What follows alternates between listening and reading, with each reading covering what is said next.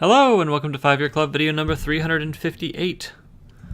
We'll be reading an article on 2018 consumer holiday debt. 2018 was the biggest holiday season ever. Consumer spending is something like 70% of the U.S. economy. So on the plus side, economically speaking, ignoring what happened to the stock market, this holiday season seems to indicate that the economy is healthy, or at least the American economy is healthy. However, coming along with that is more debt being taken out by people. So let's read. Americans who take on holiday debt took on more in 2018. A survey says that most did not plan to, and that's an even bigger problem. An upbeat economy in which jobs are plentiful can lead to people making poor financial decisions. It's easier to justify overspending on the holidays in a market where it seems easy enough to make more money to cover your debt. That's risky thinking, but at least it's a plan. What's worse is overspending during the holidays because you were swept up in the season. That's added debt without any thought as to its impact on your financial future, a dangerous attitude that can quickly lead to major problems. The 2018 holiday season was not a great one for people who take on debt to finance holiday spending.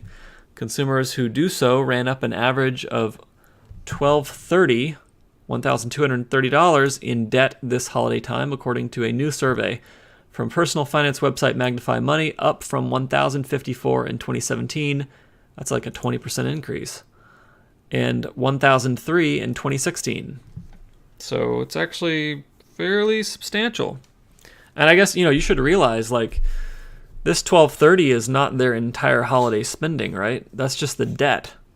So how much cash did they spend beyond that on their holidays? What types of debt are we talking about? It's not very surprising that 68% of holiday debt is put on credit cards, roughly the same as last year, the report says. What's a little shocking is that personal loans were the second most popular way to finance debt at 14%, followed by store credit cards at 10%. Those were followed by payday loans, 7%. A payday loan? That's like the reverse of a gift. That's like you cursing yourself for the holidays. And home equity loans at 1%. And if you put your house in danger to fund Christmas, you need to think about it. Millennials with holiday debt spent the most on credit, with an average of $1,318. Gen Xers came next at $1,272, followed by baby boomers with an average of $1,186, the Magnify Money report says. What happens next?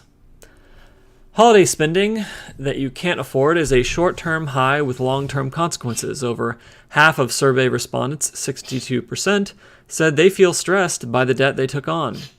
That's roughly the same number that went into the season not planning to use credit or other forms of borrowing to fund their holiday spending, which obviously didn't work out for them because the survey was limited only to people who did in fact rack up holiday debt.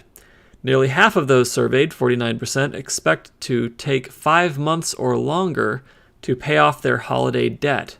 Almost half of them expect this to take 5 months to pay off. In addition, 22% of that group expects to only make minimum payments. Oh, they have no plan. They have no financial future if you're making minimum payments on consumer debt. I wonder what the average spend of the people with no financial future was. It would take more than 5 years to repay $1,230 in holiday debt if you make minimum payments of $30 a month at an annual percentage rate of 16.5%, which is the current national average credit card interest rate, according to recent Federal Reserve data. This would include a hefty $592 worth of interest, according to the Magnify Money report.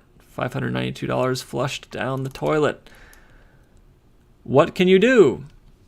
If you made poor financial choices during the holiday season, you can take steps to minimize how much they hurt you. Your best move, pay off the debt as fast as possible. Sacrifice. Make 2019 the year of suffering and getting your life in order.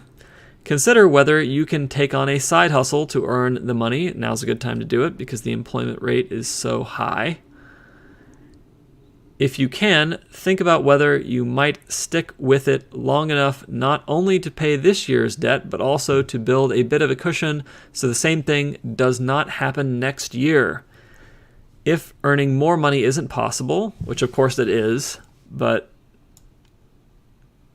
they say it's not, it's possible, then you have to adjust your spending. That means making a budget and sticking to it so you can throw as much money at your debt as possible.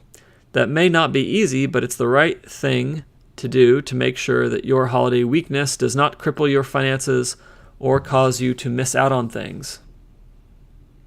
And we will ignore the part about a marijuana stock because who cares?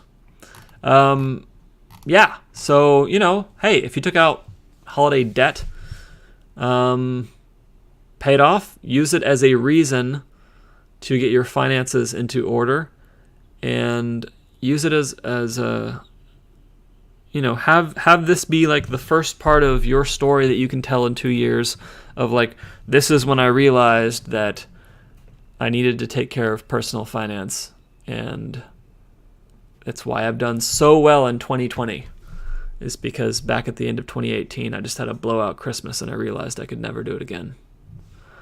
All right, well, that is it for video 358. Hope you enjoyed it. Have a fabulous evening.